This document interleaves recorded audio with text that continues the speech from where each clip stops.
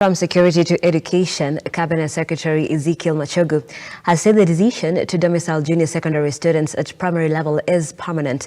Machogu says this decision has been informed by experts, views under the CBC Presidential Working Party, and the views by majority of Kenyans. On concerns over the inadequate teachers in this transitional period, the JSS government will seek to employ additional teachers, as our reporter Henry Tende now files.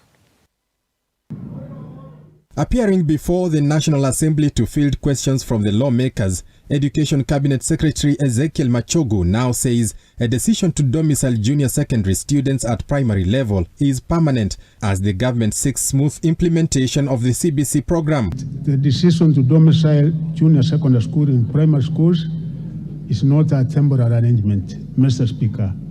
The matter has been considered extensively and the decision was made after considering a range of key factors. CS Machogu says the decision to permanently domicile junior secondary at the primary level was arrived at after experts under the Presidential Working Party Task Force on CBC and 80% of Kenyans expressed their support for the move. Out of the report and the feedback that we got from Kenyans, 86% of the respondents expressed the view that the junior secondary school should be hosted in existing primary schools.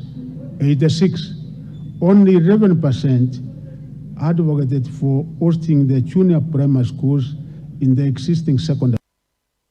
Experts giving a number of reasons why they made this decision. First, the task force noted the age of students transiting from grade 6 to JSS is between 10 and 11. Hence, they should not progress to secondary schools at that tender age. They also hold at that tender age, the students require a lot of parental support, and as such, they need to be closely monitored by their parents. Additionally, the Presidential Working Party on CBC noted there is need for JSS learners to acquire knowledge and skills and foster social cohesion and appropriate values which are enhanced by parental guidance.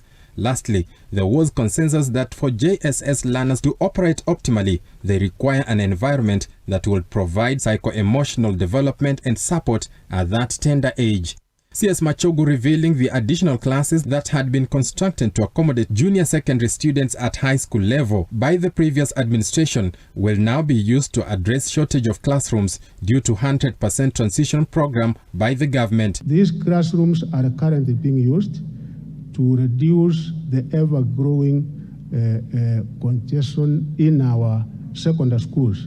On school feeding program in Northern Assad region, Machogu says the government will continue with the program as a boost to education in the region. This financial year, a total of 1.96 billion shillings has been spent for the school feeding program because the remaining period until the expire of the financial year, we are well taken care of and there will be food in each and every part of these counties. Henry Tende, Look Up TV.